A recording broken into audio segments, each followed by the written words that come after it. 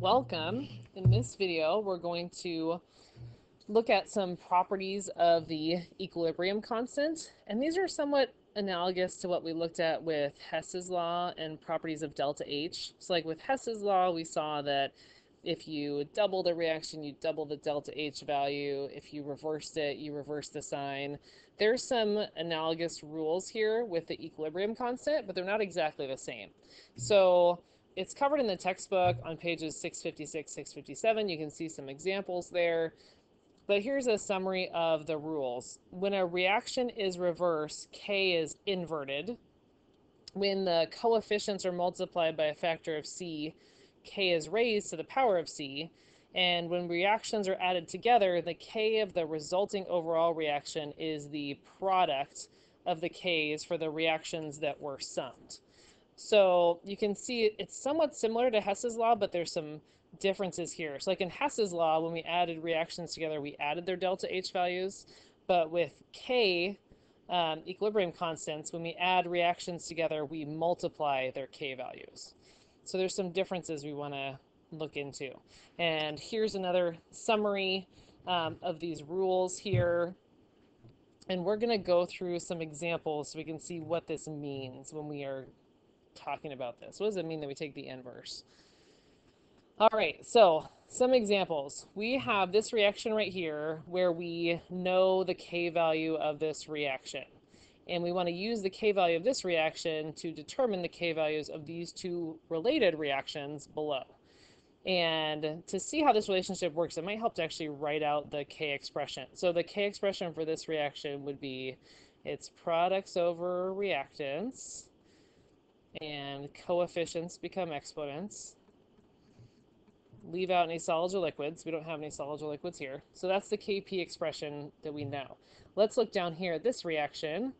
If I write the Kp for this reaction, it's PCO2 cubed and PCF4 cubed divided by PCOF2 to the 6th power. So you might be able to see right here the relationship between this top one and this one is that this reaction is just the cubed version of this reaction right here, right? And notice how if these coefficients are 3 times what they were up here in this reaction. So that's what this relationship is saying.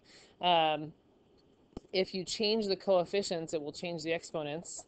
So if you multiply a reaction by a factor of C, K is raised to the power of C. So in this reaction over here, this is triple the given reaction. And the tripling ends up cubing all the values over here. So the new K value is going to be the original K value cubed. Okay, so it is going to be 2.2 times 10 to the 6 cubed. And if you plug that in your calculator, you should get 1.1 times 10 to the 19. All right, let's look down here at this reaction. If I write the K expression for this one, notice how it's flipped around. COF2 is now my product, so it's going to go on the top.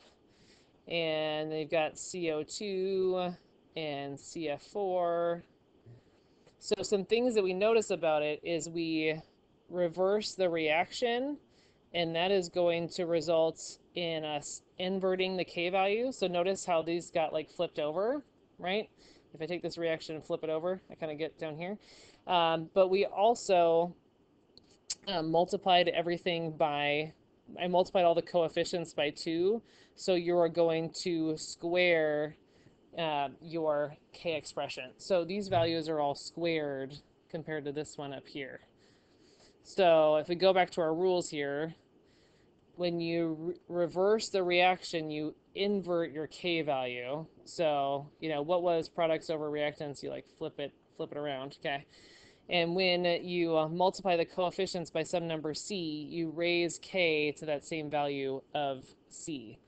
So for this reaction, what we're saying is the K for this new reaction right here is the inverse of our original K value squared, because we reversed the reaction and we doubled all the coefficients. So you end up with 1 over 2.2 times 10 to the 6th squared.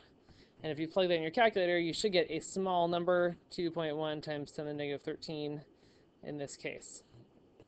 So let's look at some more examples here.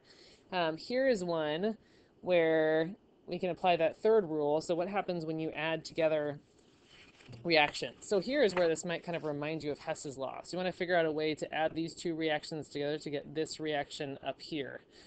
So looks like I want to have my methanol over here on the right. So I'm going to leave this reaction as is. I'm going to rewrite it underneath though. Okay, so here's this reaction. And I'm going to leave it as is. So its K value is 1.4 times 10 to the 7th. And then it looks like I want my water to be on the left. Sorry, I want it to be on the right.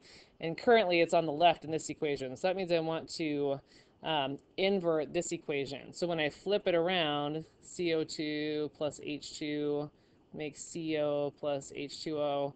What that's going to do is it's going to invert the K value. So the K value of this is going to be 1 over 10, 1 times 10 to the 5th. If this were Hess's law, I would have taken the negative of my delta H. But for K values, you take the inverse, so you flip it around. And then I'm going to add them together. When I add them together, notice how my CO cancels out. These add up. I have 3 H2, so I have CO2 and 3 hydrogens making 1 methanol and 1 water. And when you add together reactions, you are going to multiply the K values. So it's 1.4 times 10 to the 7 times 1 over 1 times 10 to the 5th. And if you stop and plug that in your calculator, you should get a K value of 140. So when you add reactions together, you multiply their K values. Let's look at one more example here. Whoops. This is another one kind of like on the previous page. You're trying to figure out how to add these two reactions together to get this reaction right here. So I'm going to look at my A first. Looks like I want to have 2 A's on the left. My first reaction just has 1 A on the left, so I want to double everything here. And when I double things, it's going to square my K value. All right, and then here I want to have 3 D's on the right. This one has 3 D's on the left, so I'm going to want to flip that around. And when I flip it around, I'm going to take the inverse of my K value. So I'm going to rewrite those. So I'm going to double that first reaction. So 2A makes B plus 2C. The K value for this is going to be 0.0334 squared.